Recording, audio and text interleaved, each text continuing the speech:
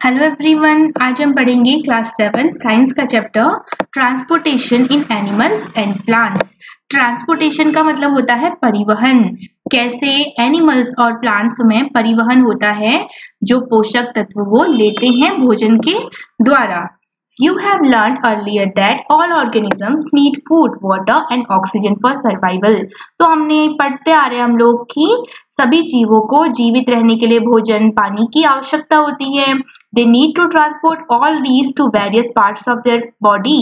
और इस भोजन में जो पोषक होते हैं उसको हमारे शरीर के सभी भागों में ट्रांसपोर्ट करने की या परिवहन करने की नीड होती है, आवश्यकता होती है। Further, animals need to transport waste to parts from where they can be removed। इसके अलावा जो एनिमल्स की बॉडी में जो वेस्ट मटेरियल बनता है उसको भी ऐसे पार्ट्स तक ले जाने की जरूरत होती है जहां से वो आसानी से हमारे शरीर से बाहर निकाले जा सके। Have you wondered how all this it is achieved? तो क्या आपने कभी सोचा है कि ये कैसे होता होगा? Look at figure 11.1। Do you see the heart and the blood vessels? तो देखो यहाँ पे हमें एक पिक्चर दी गई है ह्यूमन बॉडी की। इसमें हमें क्या क्या दिख रहा है? हार्ट, ठीक है।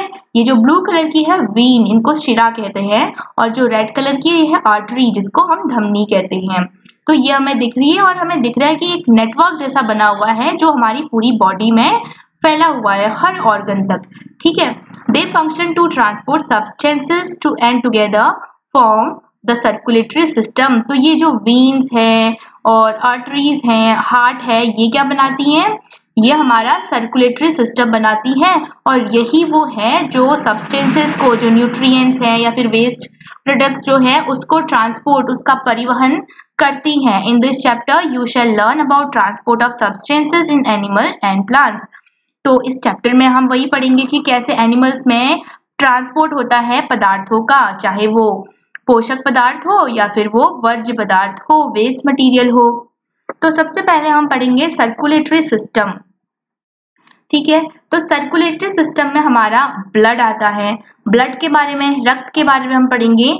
What happens when you get a cut on your body? तो जब आपकी बॉडी में कट लग जाता है या कट जाते हैं तो क्या होता है? ब्लड आता है ना, खून आता है। ब्लड फ्लोस आउट, तो खून बाहर आ जाता है। But what is blood? लेकिन ये ब्लड आखिर है क्या? Blood is the fluid which flows in blood vessels. तो ब्लड जो है एक तरल पदार्थ है जो किसमें बहता है? रक्त वाहिनियों में बहता है, ब्लड वेसल्स में बहता है। It transport substances like digested food from small intestine to the other part of the body. हमने पढ़ा था डाइजेशन में कि हमारे जो फूड है उसका कंप्लीट डाइजेशन कहाँ पे हो जाता है? स्मॉल इंटेस्टाइन में हो जाता है। और स्मॉल इंटेस्टाइन की वॉल पे कुछ छोटी छोटी कैपिलरीज होती हैं, उसके द्वारा जो न्यूट्रिशंस है वो हमारी पूरी बॉडी में फिर ट्रांसफर कर लिए जाते हैं। तो ये जो वेसल्स होती है, ब्लड वेसल, ये क्या करती हैं? It transport substances like digested food from small intestine to other part of the body. तो जो स्मॉल इंटेस्टाइन है उससे जो न्यूट्रिशन, उसमें जो न्यूट्रिशंस होते हैं फूड के द्वारा जो आते हैं वो ट्रांसपोर्ट कर दिए जाते हैं। It carries oxygen from the lungs. और ये क्या काम करती है? ब्लड क्या काम करता है? ऑक्सीजन से ऑक्सीजन को लंग से कहाँ पहुंचाती है? बॉडी में जितने भी सेल्स होते हैं वहां तक पहुंचाती है। इट और ऑक्सीजन का क्या काम होता है? ऑक्सीजन का काम होता है वो जो फूड हम लेते हैं उसको तोड़कर हमें एनर्जी देता है। It also transports waste for removal from the body. और ये क्या काम करता है? हमारे शरीर में जो भी वेस्ट मटेरियल बनते हैं, ठीक है, जैसे स्वेट हो गया, यूरिन हो गया, ये सारे वेस्ट मटेरियल हैं, ठीक है। तो इसको भी ये रिमूव करता है हमारी बॉडी से। कौन रिमूव करता है? ब्लड। तो रक्त का क्या क्या काम हो गया? एक तो ये क्या करता है? ऑक्सीजन को पहुंचाता है सभी सेल्स में, ठीक है। और जो न्यूट्रिशंस होते हैं या जो फूड हम खाते हैं, भोजन जो खाते हैं, उससे हमें जो पोषक मिलते हैं उसको हमारी सभी सेल्स तक पहुंचाता है। दूसरा हमने पढ़ा कि ये ऑक्सीजन को पहुंचाता है। और तीसरा ये है कि ये क्या करता है? जो वेस्ट मटेरियल बनता है या वेस्ट पदार्थ जो बनता है हमारी बॉडी के अंदर, उसको कहाँ तक पहुंचाता है? ऐसे ऑर्गन्स तक पहुंचाता है जहां से वो इजीली हमारे शरीर से बाहर निकाल दिए जाते हैं। How does the blood carries various substances? ठीक है, हमने इतना पढ़ा कि जो ब्लड है वो इन सब्सटेंसेस को, इन पदार्थों को ले जाता है एक जगह से दूसरी जगह। लेकिन कैसे ले जाता है? Blood is composed of a fluid called plasma in which different types of cell are suspended. तो blood जो होता है वो किसका होता है? blood में प्लाज्मा होता है जिसमें बहुत प्रकार की सेल्स होती, कोशिकाएं होती है। तो अब पहली कह है why is the color of blood is red? जो ब्लड है उसका रंग लाल क्यों होता है? बहुत इंपॉर्टेंट क्वेश्चन है। देखिए हमने पढ़ा कि जो ब्लड है उसमें क्या होता है? प्लाज्मा होता है, और हमने ये भी पढ़ा कि प्लाज्मा में बहुत सारे सेल्स इम्बीडेड रहते हैं, सेल सस्पेंडेड रहते हैं, ठीक है। तो उसमें एक प्रकार की जो सेल है वो कौन सी है? रेड ब्लड सेल्स, आरबीसी, आपने सुना होगा। One type of cells are the red blood cells which contain a red pigment called haemoglobin. तो हमारा जो ब्लड प्लाज्मा है उसमें एक प्रकार की सेल होती है आरबीसी, रेड ब्लड सेल्स, और ये जो आरबीसीज हैं इसमें एक रेड कलर का पिगमेंट होता है, लाल रंग का वर्णक होता है जिसको हम हीमोग्लोबिन कहते हैं। Haemoglobin binds with oxygen and transport it to all the part of the body and ultimately to all the cells. अब हीमोग्लोबिन का क्या काम होता है? ये जो हीमोग्लोबिन होता है वो हमारी ऑक्सीजन के साथ बड़ी जल्दी क्या करता है? बाइंड करता है, बॉन्ड बना लेता है और ऑक्सीजन को कैरी करता है अपने साथ, और फिर हमारी बॉडी के हर सेल में ये ऑक्सीजन को अपने साथ बांध कर ले जाता है। तो हीमोग्लोबिन क्या करता है? Haemoglobin binds with oxygen and transport it to all the part of the body and ultimately to all the cells. तो हीमोग्लोबिन का काम हो गया, वो ऑक्सीजन को खुद के साथ बाइंड करके हमारी बॉडी के सभी सेल्स तक पहुंचाता है। और हीमोग्लोबिन जो है वो एक रेड कलर का पिगमेंट है, इसी के कारण जो ब्लड है हमारा लाल रंग का होता है। तो due to haemoglobin the colour of blood is red. It will be difficult to provide oxygen efficiently to all the cells of the body without hemoglobin। तो अगर हीमोग्लोबिन ही नहीं होगा तो कौन कंबाइन करेगा ऑक्सीजन के साथ? फिर कैसे ऑक्सीजन हमारी बॉडी में सभी सेल्स में पहुंचेगी? ठीक है, तो हीमोग्लोबिन बहुत ज़रूरी है। आपने देखा होगा, आप कभी ब्लड टेस्ट कराने गए होंगे तो वहाँ पे डॉक्टर्स कहते हैं कि हीमोग्लोबिन कम है, ठीक है, एप्पल खाओ, अनार खाओ, ऐसे बोलते हैं। तो हीमोग्लोबिन कम हो गया, क्यों इतनी चिंता की बात है? क्योंकि हीमोग्लोबिन ही वो पिगमेंट है जो क्या करता है? ऑक्सीजन के साथ कंबाइंड होता है और फिर उसको पहुंचाता है हमारी सभी सेल्स में। और ऑक्सीजन जब सभी सेल्स में पहुंचेगी फिर ऑक्सीजन वहां पहुंच के क्या करती है? फूड को तोड़ती है एनर्जी में, कार्बन डाइऑक्साइड में, वाटर में। और जो एनर्जी मिलती है हमें फूड के टूटने ब्रेकडाउन के बाद, तो जब फूड ऑक्सीजन के द्वारा तोड़ दिया जाता है फूड को छोटे छोटे मॉलिक्यूल्स में, तो उस एनर्जी का हम यूज करते हैं बहुत सारे फंक्शंस में, बहुत सारे एक्शंस में। The presence of haemoglobin makes blood appear red. तो हीमोग्लोबिन की उपस्थिति के कारण ही जो हमारा ब्लड है, जो हमारा खून है, उसका रंग लाल होता है। तो ये तो क्लियर हो गया कि आरबीसीज क्या होते हैं। उसके अंदर हमें पता है कि रेड पिगमेंट होता है हीमोग्लोबिन, और हीमोग्लोबिन एक बहुत इंपॉर्टेंट काम होता है इसका। ये क्या काम करता है? ऑक्सीजन को कंबाइन करता है और बॉडी के सभी सेल्स में पहुंचाता है। और ऑक्सीजन का इंपॉर्टेंट काम हमने पढ़ा है। ऑक्सीजन क्या करता है? जो फूड हम लेते हैं उसको वो जटिल रूप में लेते हैं खाने को हम, तो ऑक्सीजन क्या काम करता है? जो फूड हम लेते हैं उसके मॉलिक्यूल्स को तोड़ता है, किसमें? कार्बन डाइऑक्साइड में, कार्बन डाइऑक्साइड में, पानी में, और साथ में एनर्जी, बहुत सारी एनर्जी रिलीज करता है। और यही एनर्जी हमें चाहिए होती है बहुत सारे काम करने में। इसलिए हम कहते हैं कि हम भोजन इसलिए करते हैं क्योंकि हमें उससे एनर्जी मिलती है, ठीक है। The blood also has white blood sales. ठीक है, ब्लड में एक सेल कौन सी है? Red blood sales. दूसरा आ गया हमारा white blood sales, WBC, which fight against germs that में इंटर अवर बॉडी। और जो व्हाइट ब्लड सेल्स होती है इनका काम होता है जो हमारी बॉडी में कीटाणु एंटर कर जाते हैं उनसे लड़ना। इसीलिए जो व्हाइट ब्लड सेल्स है इनको हमारे शरीर के सैनिक भी कहा जाता है, सोल्जर्स ऑफ अवर सैनिक ऑफ अवर बॉडी। यानी कि शरीर के सैनिक किसको कहा जाता है? व्हाइट ब्लड सेल्स को। Boojho fell down while playing a game. तो बूचो एक गेम खेल रहा था और वो गिर गया और उसने उसके घुटने में चोट लगी और वहां से खून आने लग गया। आफ्टर सम टाइम, कुछ टाइम बाद क्या हुआ? He notice that bleeding had stopped and a dark red clot had plugged the cut. उसने देखा कि कुछ समय बाद जो खून है वो उसने बहना बंद कर दिया और जहाँ पे कट लगा हुआ था वहां पे एक रेड कलर का डार्क रेड कलर का क्लॉट थक्का सा बन गया। ठीक है, बूझो वॉज पजल्ड अबाउट दिस। अब बूझो उलझन में पड़ गया कि आखिर ऐसा कैसे हुआ कि जो खून है अपने आप बहना बंद हो गया, वहां पे एक क्लॉट सा बन गया। The clot is formed because of the presence of another type of cells in blood called platelets। तो हमारी बॉडी में हमारा जो ब्लड है उसमें एक और सेल होती है जिसको हम कहते हैं प्लेटलेट्स। ठीक है, इसको हिंदी में पट्टिकाणु कहते हैं। ठीक है, तो प्लेटलेट्स के कारण जो खून है उसका थक्का बनता है। प्लेटलेट्स की हेल्प के कारण ही खून का थक्का बनेगा। आपने सुना होगा कि डेंगू जो फीवर होता है ना, डेंगू बुखार जो आता है उसमें प्लेटलेट्स की कमी हो जाती है। ठीक है, तो सोचिए अगर प्लेटलेट्स हमारी बॉडी में कम हो जाएंगे तो क्या होगा। तो अगर हमें कभी चोट लग जाएगी तो क्या हो जाएगा, चोट लग जाएगी तो हमारा खून बहेगा और प्लेटलेट्स की कमी के कारण खून का थक्का नहीं बनेगा और खून हमारा कंटिन्यू बहते ही रहेगा। तो प्लेटलेट्स इसलिए जरूरी है क्योंकि ये क्या करते हैं, हमारे शरीर में जो कभी हम अगर चोट लग जाएगी तो रक्त का थक्का बनाने में हेल्प करती है, क्लॉट बनाने में हेल्प करती है। तो ब्लड में जो ब्लड प्लाज्मा होता है उसमें कितनी सेल्स होती है, 3 सेल्स होती है, RBC red blood cell, WBC means white blood cells और लास्ट है प्लेटलेट्स। ठीक है, आरबीसी जो होता है उसमें हीमोग्लोबिन होता है, ये हमने अच्छे से पढ़ लिया। रेड कलर का पिगमेंट होता है जिसके कारण हमारा ब्लड है वो रेड कलर का दिखता है।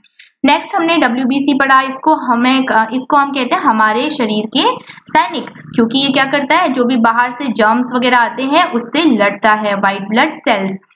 ठीक है, नेक्स्ट हमने पढ़ा प्लेटलेट्स, इनका क्या काम होता है, ये अगर कभी हमें चोट लग जाती है तो हमारा जो रक्त है उसका थक्का बनाने में मदद करते हैं। अब हम पढ़ेंगे ब्लड वेसल्स, रक्त वाहिनियां। There are different type of blood vessels in the body. तो हमारे शरीर में बहुत प्रकार की ब्लड वेसल्स होती है। You know that during inhalation a fresh supply of oxygen फिल्स the lungs. तो आपने देखा है कि जब हम सांस अंदर लेते हैं तो हमारे लंग्स में ऑक्सीजन भर दी जाती है। Oxygen has to be transported to the rest of the body, और ऑक्सीजन हमारी पूरी बॉडी में ट्रांसपोर्ट करना इसका जरूरी हो जाता है कि ऑक्सीजन पूरी बॉडी में पहुंचे। Also, the blood picks up the waste material including carbon dioxide from the cell। और साथ ही हमें ये भी पता है कि जो ब्लड है वो क्या काम करता है, जो वेस्ट मटेरियल हमारी बॉडी में बनते हैं जस्ट लाइक कार्बन डाइऑक्साइड, वो उसको अपने साथ बाइंड करके फिर वो दोबारा लंग्स में पहुंचाता है। This blood has to go back to the heart for transport to the lungs. ठीक है, तो ये जो ब्लड है वो हार्ट में जाता है, फिर डायरेक्ट जाता है हमारे लंग्स में for removal of carbon dioxide as you have learned in chapter 10। और फिर जो कार्बन डाइऑक्साइड होती है वो लंग्स में जाके हमारी बॉडी से बाहर निकाल दी जाती है जब हम सांस बाहर छोड़ते हैं। So 2 types of blood vessels, arteries and veins are present in the body. इसलिए हमारी बॉडी में 2 तरह की ब्लड वेसल्स होती है। कौन कौन सी होती है, आर्टरीज एंड वीन्स, धमनियां और शिराएं। ठीक है, arteries carry oxygen rich blood from the heart to all part of the body। अब देखो हमारे शरीर में 2 तरह का खून बहता है ना, एक में होता है कार्बन डाइऑक्साइड, एक में होता है हमारा ऑक्सीजन। तो जो ब्लड वेसल्स है वो भी तो 2 तरह की होनी चाहिए, तो 2 तरह की होती है आर्टरीज एंड वीन्स। तो जो आर्टरीज होती है उसमें ऑक्सीजन रिच ब्लड होता है जिसमें ऑक्सीजन होगा। ठीक है, यानी कि शुद्ध रक्त कहेंगे जिसको हम, वो होता है आर्टरीज में। हाँ, from the heart to all part. और ये जो आर्टरीज होती है हार्ट से फैली होती है हमारे बॉडी के सभी पार्ट्स में, जो क्या करती हैं, ब्लड को ले जाती हैं, ऑक्सीजन वाले ब्लड को ले जाती है हमारी बॉडी के सभी पार्ट्स में। Since the blood flow in rapid and at a high pressure the arteries have thick elastic wall.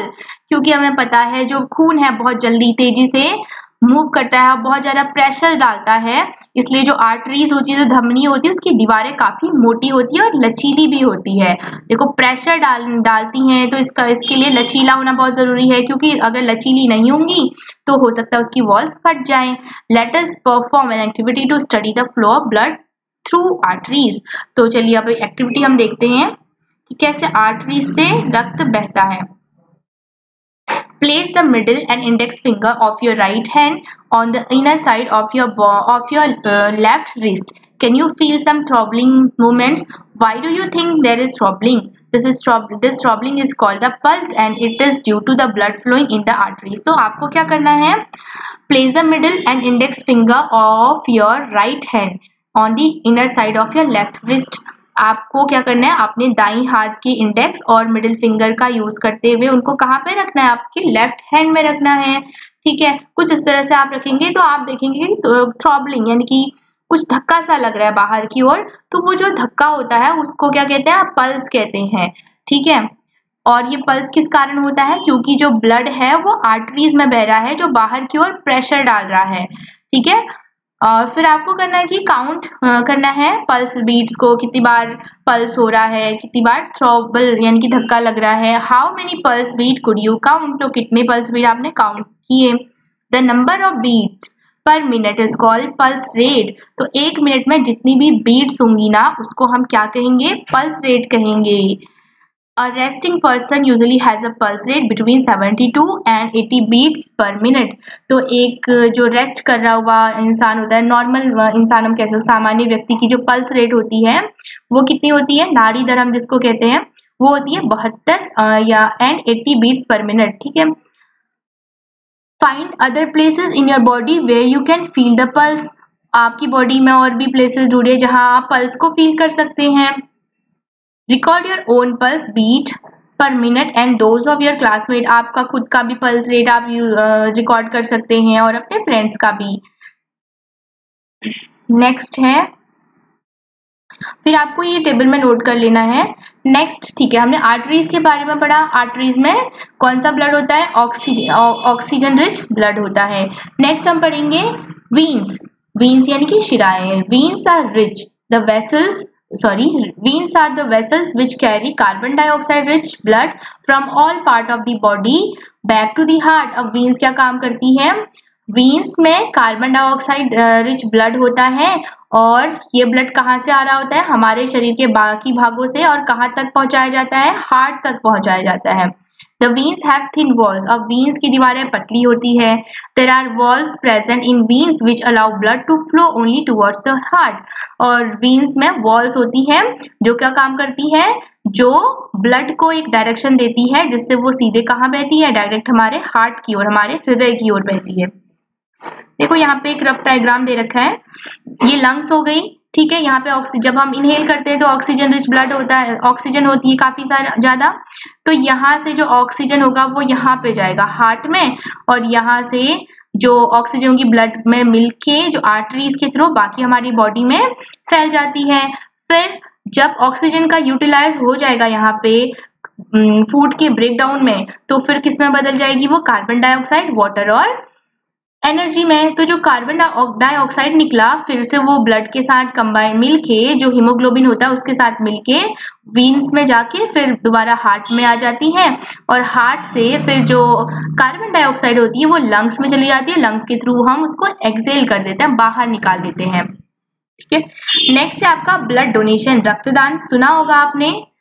Hundreds of people die due to unavailability of blood. तो बहुत से लोग, सैकड़ों लोग किस कारण मर जाते हैं? क्योंकि जब उनको इलाज की जरूरत होती है और उनको ब्लड नहीं मिलता है इलाज के दौरान, या उनको कभी चोट लग जाती है तो ब्लड की कमी के कारण मर जाते हैं। Voluntary blood donation is harmless and painless and can save precious lives. तो हम क्या करेंगे? अगर ब्लड डोनेट करेंगे अपना, तो उससे हमें कोई हानि भी नहीं होती है, ना ही हमें उससे दर्द होता है, बल्कि इससे क्या हो सकता है? बहुत सारी जिंदगियां बच सकती है। और आपको पता है कि लाइफ जो है बहुत प्रीशियस है, ठीक है। Blood can be donated at hospitals and other places authorised by the government. Hospitals में आप ब्लड डोनेट कर सकते हैं, या गवर्नमेंट के द्वारा जो ब्लड डोनेशन कैंप्स लगाए जाते हैं वहाँ पे आप ब्लड डोनेट कर सकते हैं। Donate blood, donated blood are stored with special care in blood banks. और जो ब्लड आप डोनेट करेंगे वो कहाँ पर जमा कर लिया जाता है? ब्लड बैंक्स में, ठीक है। तो ब्लड डोनेशन या ब्लड डोनेट करना एक अच्छा काम है, सभी को करना चाहिए। उससे किसी को कोई हार्म नहीं होता है, किसी को कोई नुकसान नहीं होता है, किसी को कोई दर्द नहीं होता है। क्या हो सकता है उससे? किसी की जिंदगी बच सकती है। जो लाइफ होती है वो बहुत प्रीशियस होती है। नेक्स्ट है, अब बूझो। आई एम कंफ्यूज, मैं तो कंफ्यूज हो रहा हूँ। I have learn that N artery always carry oxygen rich blood. मैंने तो पढ़ा है कि जो आर्टरी होती है, जो धमनी होती है, वो हमेशा उसमें ऑक्सीजन वाला ब्लड ही होता है। पहेली explain that the pulmonary artery carries blood from the heart. पहेली उसको बताती है कि जो पल्मोनरी आर्टरी होती है ना, वो हार्ट से ब्लड को ले जाती है। So it is called an artery and not a when, इसलिए इसको आर्टरी कहा जाता है, वेन नहीं कहा जाता है। लेकिन आपने अभी तक पढ़ा कि जो आर्टरीज होती है उसमें ऑक्सीजन वाला ब्लड होता है, लेकिन जो पल्मोनरी आर्टरी होती है उसमें डीऑक्सीनेटेड यानी कि हमारा कार्बन डाइऑक्साइड वाला ब्लड होगा। वही जो पल्मोनरी वेन होती है, हमने पढ़ा वेन्स में कार्बन डाइऑक्साइड वाला ब्लड होता है, लेकिन जो पल्मोनरी वेन होती है उसमें कौन सा ब्लड होगा? ऑक्सीजन वाला ब्लड होगा। ठीक है, ये फैक्ट आपको याद करने पड़ेंगे। It carries carbon dioxide rich blood to lungs. Pulmonary vein carries oxygen rich blood from the lungs to heart. अब देखिए क्या होता है, यहाँ पे देखिए lungs से कौन जुड़ा है, यहाँ पे pulmonary artery। तो arteries में नॉर्मली क्या होना चाहिए? arteries में नॉर्मली होना चाहिए आपका शुद्ध रक्त, प्योर ब्लड यानी कि ऑक्सीजन वाला ब्लड। लेकिन ये पल्मोनरी आर्टरी जो है वो हार्ट से ब्लड को ले जाती है लंग्स तक, यानी कि कौन से ब्लड को ले जा रही होगी? कार्बन डाइऑक्साइड वाले ब्लड को ले जा रही होगी। ठीक है, तो इसलिए इसको पल्मोनरी आर्टरी कहते हैं।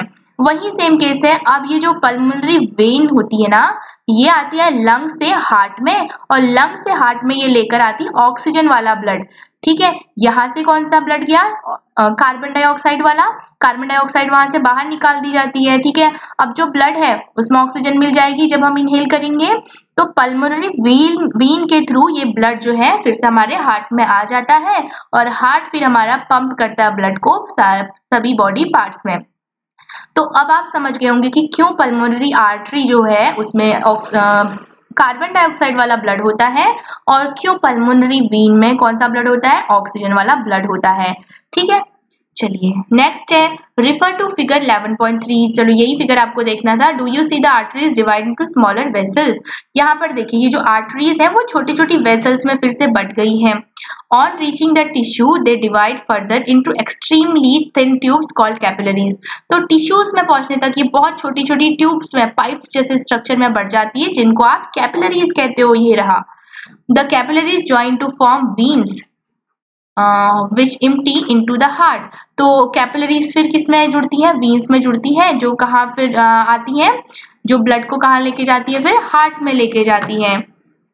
अब हम पढ़ेंगे हमारी बॉडी का एक बहुत ही इंपॉर्टेंट पार्ट, हार्ट के बारे में, हृदय के बारे में। ठीक है, The heart is an organ which beats continuously to act as a pump for the transport of blood, which carries other substances with it. तो हमारा हृदय जो होता है वो हमेशा काम करते रहता है। ठीक है, इनफैक्ट हम जब सो रहे होते हैं तब भी हमारा हार्ट जो होता है वो पंप करता है ब्लड को। ठीक है, हमारा हार्ट हमारी बॉडी का एक ऐसा पार्ट है जो कभी भी रेस्ट नहीं करता है, which carries other substances with it. और हमारा जो हार्ट है उसमें ब्लड को पंप करता है हमारा हार्ट, और जो ब्लड होता है वो क्या करता है? अपने साथ जो सब्सटेंसेज हैं जैसे न्यूट्रिएंट्स है या वेस्ट मटेरियल जो है उसको बॉडी के दूसरे पार्ट में पहुंचाता है, हर पार्ट में पहुंचाता है, और साथ में बॉडी से बाहर भी निकालने का काम करता है। Imagine a pump working for years without stopping. तो सोचिए किसी ऐसे पंप की कल्पना कीजिए जो सालों काम करता है बिना रुके हुए। एब्सोल्युटली इम्पॉसिबल, तो ऐसा कोई पंप नहीं हो सकता। लेकिन हमारा हार्ट है, yet our heart works like a pump non stop. लेकिन हमारा जो हार्ट है वो एक ऐसे पंप की तरह काम करता है जो कभी भी नहीं रुकता है। Let us now learn about the heart. चलो अब हम हार्ट के बारे में पढ़ेंगे। The heart is located in the chest cavity with its lower tip slightly tilted towards the left. तो हार्ट जो होता है हमारी चेस्ट को कैविटी जो होती है, जो रिब्स के अंदर होता है वहां पे होता है, और इसका जो लोअर टिप है वो थोड़ा सा कहाँ की ओर झुका हुआ होता है? बाई ओर लेफ्ट की ओर झुका रहता है। Hold your fingers inward on your palm. आप क्या करेंगे? अगर आप क्या करेंगे, मुट्ठी बनाएंगे ना, तो आपकी जो मुट्ठी का आकार होता है उतना ही आकार आपके हार्ट का भी होता है। योर हार्ट इज रफली the size of your fist. तो आपका दिल जो होता है, आपका हृदय जो होता है, बिल्कुल आपके मुट्ठी के आकार के बराबर होता है। ठीक है, what will happen if the blood rich oxygen and the blood rich in carbon dioxide mix with each other? सोचिए, हार्ट में अगर जो कार्बन डाइऑक्साइड वाला ब्लड है वो ऑक्सीजन वाले ब्लड से मिल जाए तो क्या होगा, तो to avoid this from happening the heart has 4 chambers. तो जो कार्बन डाइऑक्साइड वाला ब्लड और ऑक्सीजन वाला ब्लड आपस में ना मिले इसके लिए हमारे हार्ट में 4 चैम्बर्स होते हैं, 4 कक्ष होते हैं। The 2 upper chambers are called the atria. तो ऊपर वाले जो 2 चैम्बर्स हैं उनको हम कहते हैं एट्रिया, ठीक है। और सिंगुलर होगा तो एक एट्रिया को हम कहेंगे एट्रियम, एक ही चैम्बर की जब बात हो रही है एट्रियम कहेंगे, ठीक है। And the 2 lower chambers are called ventricles. और नीचे के दो चैम्बर्स होते हैं उनको हम वेंट्रिकल्स कहते हैं, यहाँ पे दिखाया गया है, ठीक है। एट्रिया को हिंदी में अलिंद कहते हैं और इसको नीचे वाले को निलय कहेंगे, ठीक है। The partition between the chambers help to avoid mixing up of blood rich in oxygen with the blood rich in carbon dioxide। तो जो पार्टीशन है हमारे हार्ट का 4 चैम्बर्स में वो हेल्प करता है कि हमारा जो ब्लड है ऑक्सीजन वाला और कार्बन डाइऑक्साइड वाला जो ब्लड है वो मिक्स ना हो पाए। To understand the functioning of the circulatory system start from the right side of the heart in figure 11.3 and follow the arrows. तो ऊपर जो फिगर दिया गया हम उससे देखना है, these arrows show the direction of blood flow from the heart. तो ये जो फिगर हमें दिखाता है कि कैसे हार्ट से ब्लड फ्लो होता है to lungs and back to the heart from where it pump to the rest of the body, और कैसे फिर हार्ट से हमारी बॉडी के दूसरे पार्ट में ये पंप होता है। तो 11.3 जो पिक्चर है वो हमें दिखाता है, एरो के द्वारा हमें दिखाता है कि the direction of blood flow from heart to lungs. Heart से लंग्स में कैसे जाएगा, यानी कि डीऑक्सीजनेटेड जो ब्लड होगा कार्बन डाइऑक्साइड वाला, and back to the heart फिर वापस कैसे आता है जहां से वो हमारी बॉडी के और पार्ट्स में ट्रांसपोर्ट कर लिया जाता है। तो एक बार हम देख लेते हैं, देखिए ये रही हमारी पल्मोनरी आर्टरी, ठीक है। पल्मोनरी आर्टरी यानी कि जो धमनी होती है हमारी पल्मोनरी धमनी, इसमें क्या होगा, इसमें होगा हमारा कार्बन डाइऑक्साइड वाला ब्लड, क्योंकि ये ब्लड कहाँ ले जाता है, लंग्स में ले जाता है ताकि वहां इसका कार्बन डाइऑक्साइड बाहर निकल जाए फिर से इसमें ऑक्सीजन आ जाए। अब ये जो है ये है पल्मोनरी वेन, ठीक है। इसमें कौन सा ब्लड होता है, इसमें होता है हमारा ऑक्सीजन वाला ब्लड। नॉर्मली जो वेन होती है उसमें कार्बन डाइऑक्साइड वाला ब्लड होता है, लेकिन जो पल्मोनरी वेन होगी उसमें ऑक्सीजन वाला ब्लड होगा। ये कहाँ से आ रही होगी, लंग्स से जुड़ी होगी हमारे हार्ट में, और लंग्स से क्या आती है, ऑक्सीजन मिल जाती है हमारे ब्लड में जिससे हार्ट तक वो ऑक्सीजन आ जाती है। अब यहाँ से ऑक्सीजन आएगी हमारे हार्ट में, ठीक है। फिर क्या होगा इसमें, जब ये चैम्बर पूरा भर जाएगा तो ये जो वॉल्व्स हैं ये खुल जाएंगे और सारा का सारा ब्लड इधर आ जाएगा। फिर यहाँ के थ्रू जो हमारा ब्लड है इधर से, ठीक है, ये ऑर्टा है, इधर से हमारी पूरी बॉडी में सर्कुलेट कर दी जाती है। फिर जो डीऑक्सीजनेटेड यानी कि कार्बन डाइऑक्साइड वाला ब्लड होगा वो हमारे आता है कहाँ, राइट ऑट्रियम में। फिर यहाँ फिल हो जाएगा तो नीचे वाले चैम्बर में आ जाएगा, फिर इस तरह से हमारी बॉडी से ये बाहर निकाल दिया जाता है लंग्स में जाके। चलिए अब हम पढ़ेंगे हार्ट बीट के बारे में। हार्ट बीट तो आप सबने सुना होगा, the walls of the chamber of the heart are made up of muscles. तो हार्ट के जो चैम्बर्स होते हैं वो किसके बने होती है, उसकी दीवारें मसल्स की बनी होती है। These muscles contract and relax rhythmically. तो ये जो मसल्स होती है वो कॉन्ट्रैक्ट करती है और रिलैक्स करती है, यानी कि फैलती है और सिकुड़ती रहती है। This rhythmic contraction followed by its relaxation constitute a heart beat. तो जो मसल्स होती है उनका सिकुड़ना और फैलना क्या बनाता है, एक हार्ट बीट बनाता है। Remember that heart beats continue every moment of our life. और हमारे जिंदगी के हर एक पल में हमारा जो हार्ट है वो बीट करता रहता है। If you place your hand on the left side of your chest, अगर आपकी चेस्ट की लेफ्ट साइड में आप रखेंगे अपना हाथ, you can feel your heart beat, आप अपना हार्ट बीट फील कर सकते हैं। The doctor feels your heart beat with the help of an instrument called stethoscope. आपने देखा होगा जब आप हॉस्पिटल जाते हो तो डॉक्टर के गले में ये होता है, आला कहते हैं जिसको इंग्लिश में कहते हैं स्टेथोस्कोप। तो ये क्यों यूज करते हैं, ताकि आपकी हार्ट बीट उनको सुनाई दे, ठीक है, और उसकी वॉल्यूम को बड़ा करने के लिए। अ डॉक्टर यूजेस स्टेथोस्कोप, ठीक है, डॉक्टर स्टेथोस्कोप यूज करते हैं as a device to amplify the sound of the heart, ताकि आपकी हार्ट बीट जो होती है उसकी साउंड को सुने। It consist of a chest piece, इसमें एक चेस्ट पीस होता है, ये रहा, जिसको डॉक्टर चेस्ट पे लगाता है, that carries a sensitive diaphragm, 2 year pieces, जिसमें 2 ईयर पीसेस भी होते हैं। Doctor can get clues about the condition of your heart by listening through a stethoscope. फिर डॉक्टर क्या करते हैं, स्टेथोस्कोप को आपके हार्ट पे लगाते हैं, जिससे उनको आपकी हार्ट बीट सुनाई देती है। Let us construct a model of a stethoscope with the material that are available around us. इसमें करना है कि आपको एक स्टेथोस्कोप बनाना है इस एक्टिविटी में, ठीक है। तो स्टेथोस्कोप क्या काम आता है, हार्ट बीट को सुनने में काम आता है, जो डॉक्टर्स यूज करते हैं। चलिए नेक्स्ट है, यहाँ पे है कि the rhythmic beating of various chambers of the heart maintain circulation of blood and transport of substances to the different parts of the body. तो जब हमारा हार्ट जो होता है बीट करते रहता है, हार्ट बीट यानी कि उसका फैलना और सिकुड़ना, उससे क्या होता है, हमारी बॉडी में ब्लड सर्कुलेट होता रहता है। Boojho wonders if sponges and hydra also have blood. तो बूजो सोचते हैं कि जब स्पॉन्ज होते हैं और जो हाइड्रा होते हैं, क्या उनमें भी ब्लड होता है। Animals such as sponges and hydra do not possess any circulatory system. तो जो एनिमल्स होते हैं जैसे हाइड्रा हो गया, स्पॉन्ज हो गए, उनमें कोई सर्कुलेटरी सिस्टम नहीं होता है।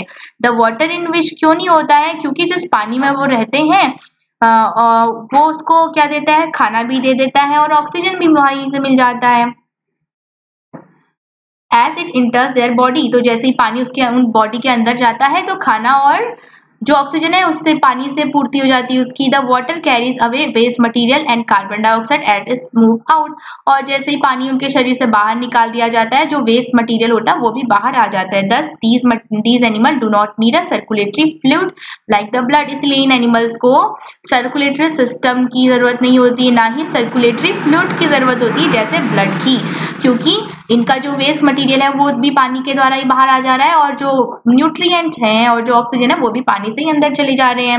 लेकिन हमारे केस में ऐसा नहीं था ना, हमको ब्लड की जरूरत थी ताकि ऑक्सीजन को कैरी कर पाए ब्लड, और साथ में जो वेस्ट मटेरियल है उसको कैरी करके ऐसी जगह पे पहुंचा दे जहां से वो बाहर निकल सके।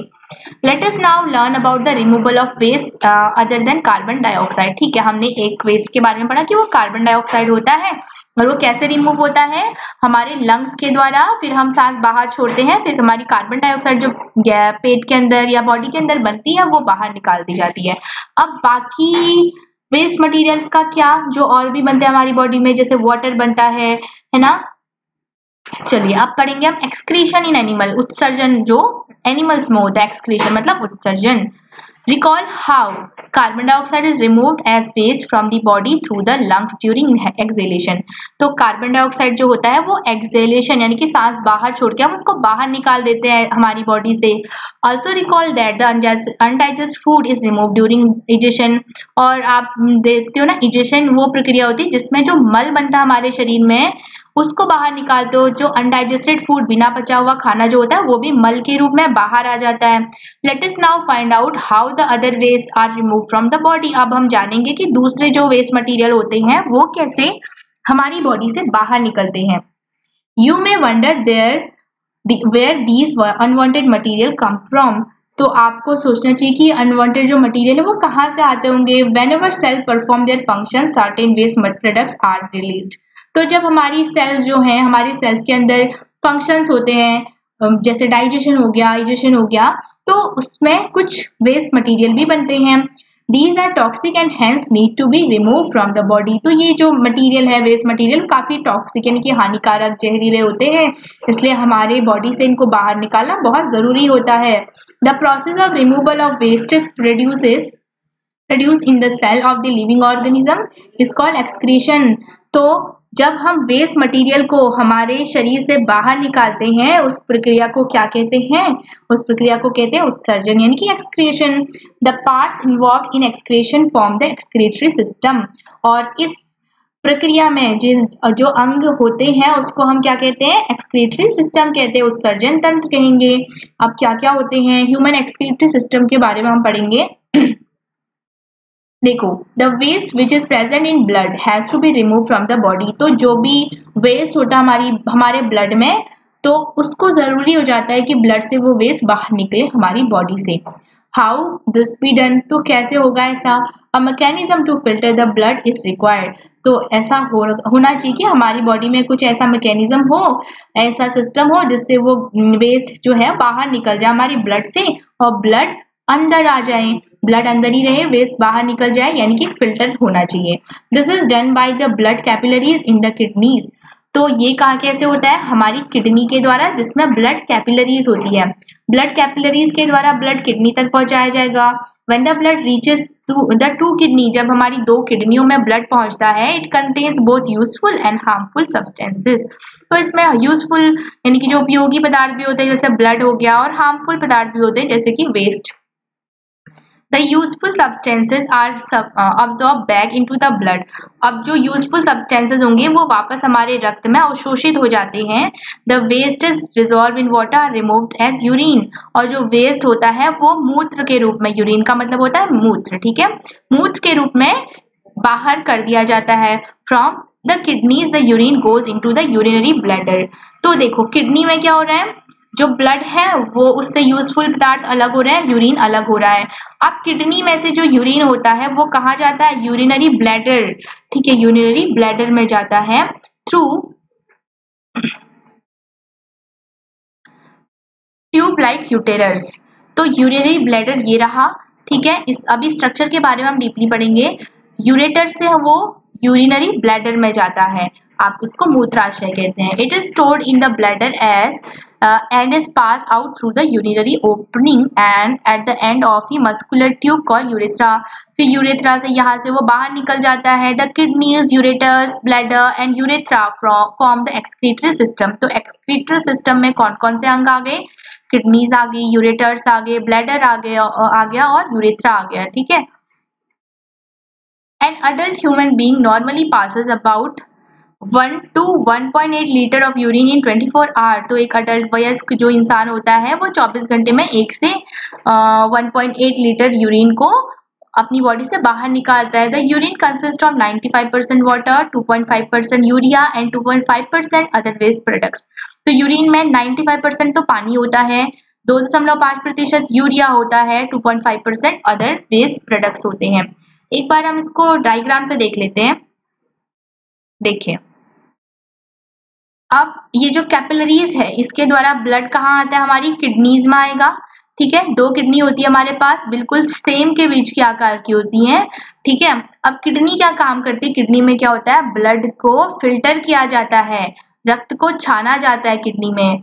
रक्त को कैसे छाना जाएगा? जो हार्मफुल होंगे, वेस्ट पदार्थ जो होंगे वो तो अलग कर ले जाते हैं, और जो यूजफुल प्रोडक्ट्स होंगे वो वापस ब्लड में ऑब्जॉर्व कर ले जाते हैं, ठीक है। अब जो हार्मफुल प्रोडक्ट्स है ना, वो इन यूरेटर्स के थ्रू, इनको कहते हैं मूत्र वाहिनियां, इनके थ्रू इस ब्लैडर में जमा हो जाती है। इसको कहते हैं मूत्राशय ब्लैडर। ये बहुत फ्लेक्सिबल होता है, लचीला होता है, ठीक है।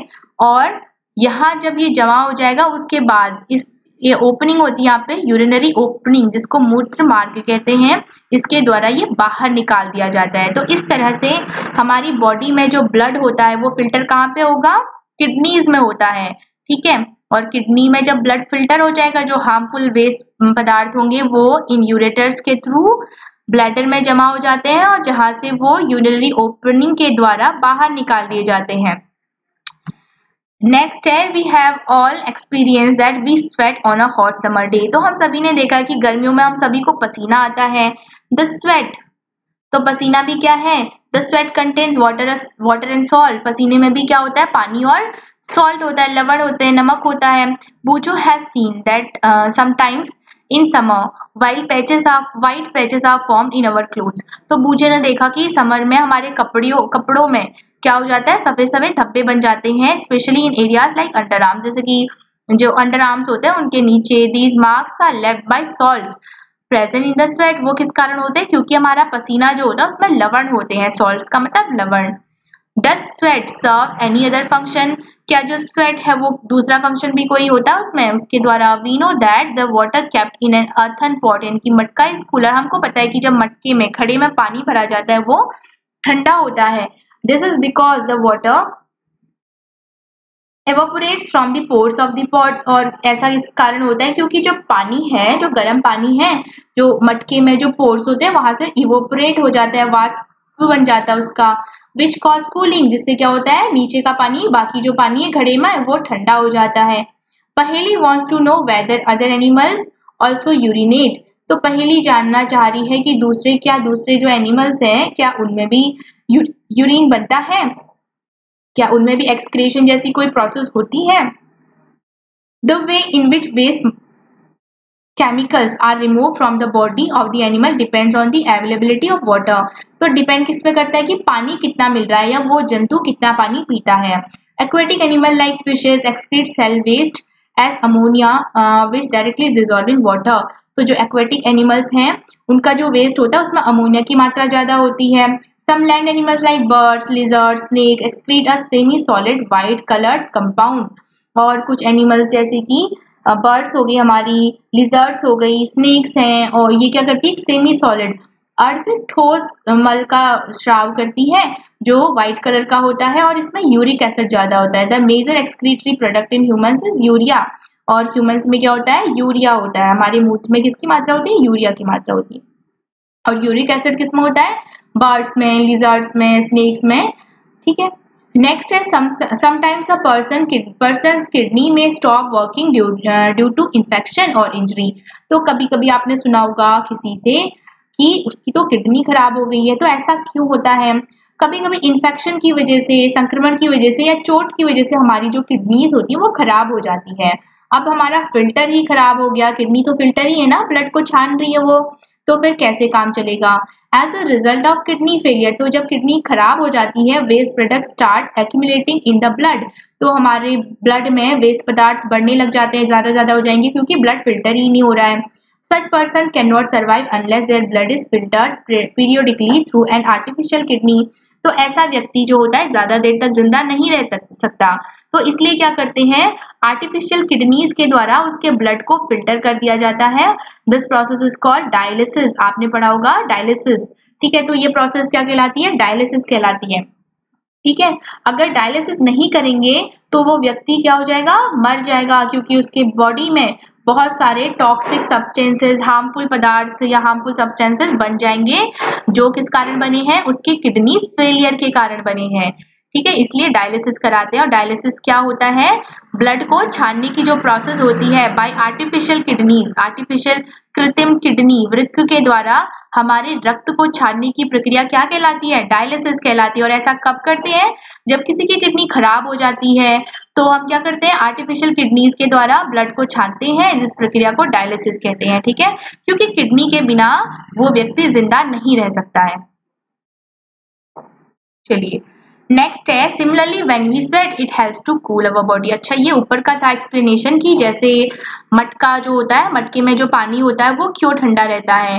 होता क्या है मटके में छोटे छोटे पोर्स होते हैं, तो उसका जो पानी होता है गर्म होगा तो पानी जो होता है ऊपर का वो वाष्प बन जाता है, वाष्पीकृत हो जाता है, तो नीचे का पानी हमारा ठंडा हो जाता है। वैसे ही हमारी बॉडी में जो स्वेटिंग होती है, जो पसीना आता है, हमारी बॉडी में भी तो पोर्स होते हैं, तो पसीना उन पोर्स से बाहर आता है और हमारी बॉडी ठंडी हो जाती है। तो पसीना आना अच्छा है, क्योंकि पसीना आने से क्या होता है हमारी बॉडी ठंडी रहती है। अब हम पढ़ेंगे transport of substances in plant, ठीक है। हमने एनिमल्स में पढ़ा कि कैसे ट्रांसपोर्ट होता है कोई सब्सटेंस। अब हम प्लांट्स में पढ़ेंगे। In chapter 1 you learn that plants take water and mineral nutrient from the soil through the roots and transport it to the leaves. तो चैप्टर 1 में हमने पढ़ा कि रूट्स के द्वारा जो होते हैं पौधे, जो न्यूट्रिएंट्स होते हैं वो ऊपर को अवशोषित करते हैं और पौधे के अन्य भागों तक वो भेज दिए जाते हैं, ठीक है, जहाँ पे खाना बनता है पौधों में। The leaves prepare food for the plant, तो जो पत्तियां हैं वो पौधे के लिए खाना बनाती है using water and carbon dioxide during photosynthesis. तो लीव्स क्या करती है पानी की हेल्प से, कार्बन डाइऑक्साइड की हेल्प से भोजन बनाती हैं। You also learned in chapter 10 that food is the source of energy and every cell of an organism gets energy by the breakdown of glucose। और हमने ये भी पढ़ा चैप्टर 10 में कि एनर्जी का सोर्स क्या है फूड है, और हर सेल को क्या चाहिए होती है एनर्जी चाहिए होती है। और एनर्जी कैसे मिलती है जब ये फूड यानी कि ग्लूकोज जो होता है उसका ब्रेक डाउन होता है, the cells use this energy to carry out vital activities of life. और जो सेल्स होती हैं, जो कोशिकाएं होती हैं, इस एनर्जी का यूज करती है हमारी जो लाइफ में बहुत सारी एक्टिविटीज होती हैं। Therefore, food must be made available to every cell of an organism। इसलिए सभी सेल्स जो होती है सबको फूड मिलना चाहिए ताकि वहाँ एनर्जी जनरेट हो।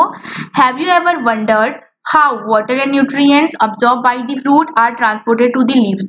आपने कभी सोचा है कि जो वाटर एंड मिनरल्स जो नीचे होता है भूमि में, वो जड़ों के द्वारा पत्तियों तक कैसे पहुंचाया जाता होगा?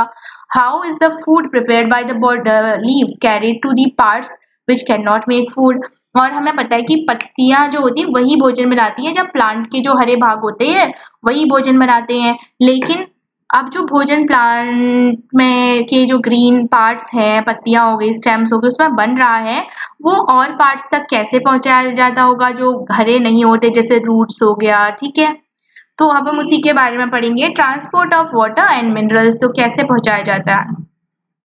Plants observe water and minerals by the roots. तो प्लांट्स पानी और मिनरल्स कहाँ से अवशोषित करते हैं? रूट से, जड़ों से अवशोषित करते हैं। The roots have root hair. अब जड़ों में रूट हेयर यानी कि मूल रोम होते हैं, आपने देखा होगा।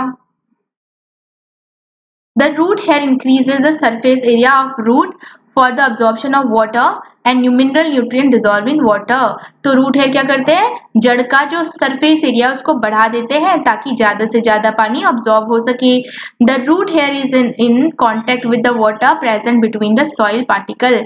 और हमारी जो सॉइल पार्टिकल्स हैं वहाँ जो वाटर होता है उसको अवशोषित कौन करती है? रूट हेयर्स करती हैं, रूट हेयर करते हैं। Then you can you guess how water moves from the root to the leaves. क्या अब आप बता सकते हैं कि जो रूट है उससे पानी लीव्स तक कैसे पहुंचता है? What kind of transport system is present in plant. तो ये किस तरह का ट्रांसपोर्ट सिस्टम है प्लांट्स में? Boojho thinks that the plants may have pipes to transport water to the entire plant like we have in our homes for the supply of water। अब वो जो सोचता है कि जैसे हमारे घर में वाटर सप्लाई के लिए पाइप्स होते हैं ना, वैसे ही जो प्लांट्स हैं उसमें भी पाइप्स होते होंगे। पाइप जैसा कोई स्ट्रक्चर होता होगा जिससे जो रूट से पानी ऊपर चला जाता होगा जहां पानी की जरूरत होती है।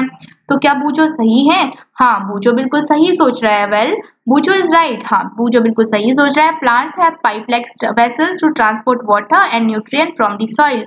प्लांट्स में कुछ पाइप जैसी संरचनाएं होती, स्ट्रक्चर्स होती है जो क्या करती हैं? पानी का संवहन करती हैं जमीन से, उसकी जड़ों से पानी को उसकी पत्तियों तक पहुंचाती है। The vessels are made of special cells forming the vascular tissue. तो जो वेसल्स होती हैं वो कुछ विशेष प्रकार की कोशिकाओं से बनी होती हैं, वेस्कुलर टिश्यू बनाती है। फिर a tissue is a group cells that perform specialised function in an organism. तो टिश्यू क्या होता है?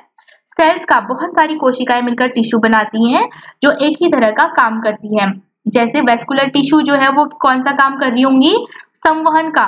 ठीक है, वेस्कुलर को हिंदी में संवहन कहते हैं। संवहन का मतलब होता है किसी एक चीज को दूसरी जगह, एक चीज को एक जगह से दूसरी जगह तक पहुंचाना। तो वेस्कुलर टिश्यू क्या काम कर रही होंगी? या तो पानी को या फिर खाने को एक जगह से दूसरी जगह पे पहुंचा रही होंगी। तो टिश्यू का मतलब क्या हुआ? टिश्यू ग्रुप ऑफ सेल्स होता है जो किसी एक ही तरह का काम करते हैं। The vascular tissue for the transport of water and nutrient in the plant is called xylem. तो पौधों में या पेड़ पौधों में जल जिस टिश्यू के द्वारा ट्रांसपोर्ट किया जाता है या मिनरल जिस टिश्यू के द्वारा ट्रांसपोर्ट किया जाता है उसको हम जाइलम कहते हैं। ये बहुत इंपॉर्टेंट है कि पौधों में जल का संवहन किस उत्तक, किस टिश्यू के द्वारा किया जाता है। वो किस टिश्यू के द्वारा किया जाता है? जाइलम टिश्यू के द्वारा। The xylem forms a continuous network of channels that connects root to leaves through the stem and branches and thus transport water to the entire plant. तो जाइलम जो है एक क्या बनाता है? एक पाथ बनाता है, एक रास्ता बनाता है, कॉन्टिन्यूअस रास्ता बनाता है जिससे जो पानी है वो जड़ से कहाँ पहुंच जाए? पेड़ों के और भाग में पहुंच जाए। पहेली says her mother put lady fingers and other vegetables in water if they are somewhat dry। पहेली देखती है, पहेली कहती कि उसकी मम्मी जो है सब्जियों को, जैसे भिंडी की सब्जी है या कुछ और सब्जियों को पानी में डाल देती है जब वो सूख जाती है। आपने भी देखा होगा। She want to know how water enters into them। वो जानना चाहती है कि पानी कैसे जाता है। ठीक है, तो हमने पढ़ा कि पानी जो है वो कौन से उत्तक के द्वारा ट्रांसफर हो रहा है? पानी जा रहा है आपके जाइलम उत्तक के द्वारा। ठीक है, अब हम पढ़ेंगे चैप्टर में कि जो फ्लोएम है वो क्या काम करता है, यानी कि जो भोजन है, जो खाना बन रहा है पत्तियों में, वो और पार्ट्स में कैसे पहुंच रहा होगा। You know that leaves synthesise food, हमें पता है कि पौधे जो है वो पौधों की जो पत्तियां वो खाना बनाती है। The food has to be transported to all part of the plant, और अब इस फूड को पौधे के सभी भागों तक पहुंचना होगा ना, क्योंकि सभी भागों को एनर्जी चाहिए। This is done by the vascular tissue called the phloem. तो ये किसके द्वारा किया जाता है, वेस्कुलर टिश्यू, किसके द्वारा, फ्लोएम के द्वारा। तो वेस्कुलर टिश्यूज प्लांट्स में दो प्रकार की हुई, जाइलम और फ्लोएम। जाइलम क्या काम कर रही है, जो वाटर और मिनरल्स हैं उसको पौधे के एक भाग से दूसरे भाग तक पहुंचा रही है। और फ्लोएम क्या काम करता है, फ्लोएम जो फूड है जो पत्तियों में और ग्रीन पार्ट्स में बनता है पौधे के, उसको नॉन ग्रीन पार्ट यानी कि जो और पार्ट्स होते हैं जो हरे नहीं होते हैं वहां तक पहुंचाता है। तो ये बहुत इंपॉर्टेंट है कि जाइलम का क्या काम है, फ्लोएम का क्या काम है। दस xylem and phloem transport substances in plant, इसलिए जैसे हमारी बॉडी में ब्लड जो है पदार्थों का संवहन करता है, ट्रांसपोर्ट करता है, वैसे ही प्लांट्स में जाइलम और फ्लोएम जो होते हैं सब्सटेंसेस का ट्रांसपोर्ट करते हैं। ठीक है, चलिए ये एक्टिविटी हमें बताती है कि किस तरह से जो पौधे हैं उसमें वाटर जो है वो ट्रांसपोर्ट होता है, यानी कि जाइलम की हेल्प से। अब हम पढ़ेंगे transpiration. In class 6 you learn that plants release a lot of water by the process of transpiration. तो क्लास 6 में हमने पढ़ा था कि पौधे जो होते हैं वो ट्रांसपिरेशन यानी कि वाष्पोत्सर्जन की प्रक्रिया के द्वारा बहुत सा पानी बाहर निकाल देते हैं। प्लांट्स ऑब्जॉर्ब मिनरल न्यूट्रिएंट और वाटर फ्रॉम दी सॉइल, हमें ये भी पता है कि प्लांट जो होती हैं उनकी जो रूट्स होती है जमीन से पानी और मिनरल्स को अवशोषित करती है। Not all the water absorb is utilised by plant, तो जितना पानी वो अब्जॉर्ब करती है, अवशोषित करती है, वो सभी पानी यूटिलाइज नहीं कर पाती है प्लांट। यूटिलाइज का मतलब उपयोग नहीं कर पाते हैं। The water evaporates through the stomata present on the surface of leaves by the process of transpiration. तो हमारी जो लीव्स होती है प्लांट्स की, उसके नीचे छोटे छोटे पोर्स होते हैं जिनको हम स्टोमेटा यानी कि रंध्र कहते हैं।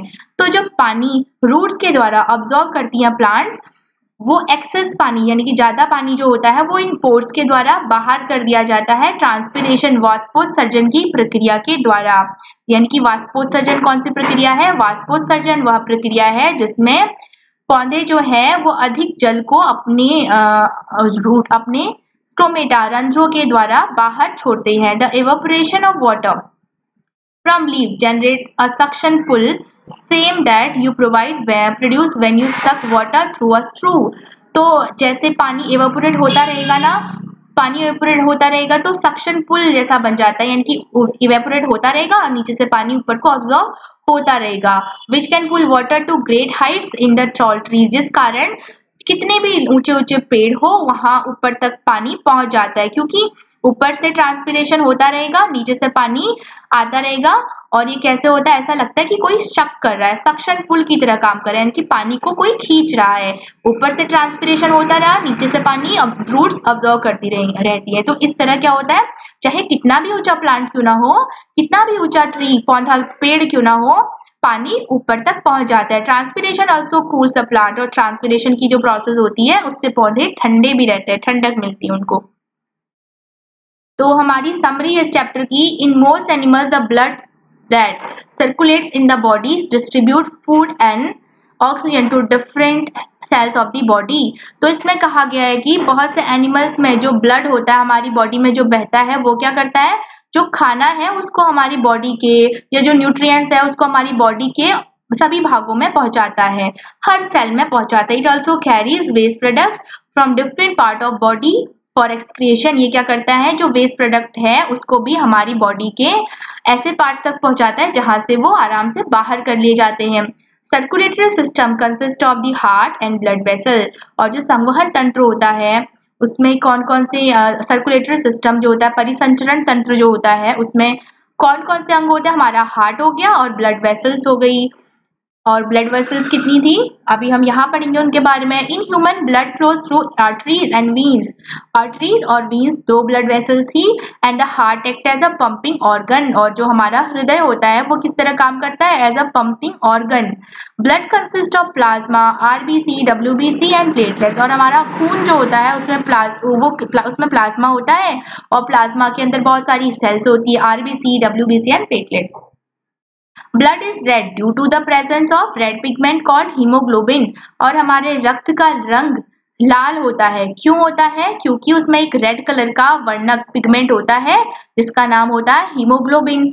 The human heart beats about 70 to 80 times per minute, हमारा जो हृदय होता है वो 70 से 80 बार धड़कता है 1 मिनट में इन अडल्ट पर्सन, ठीक है, वयस्क इंसान में। This is called heart rate, इसको हम हृदय स्पंदन दर कहते हैं।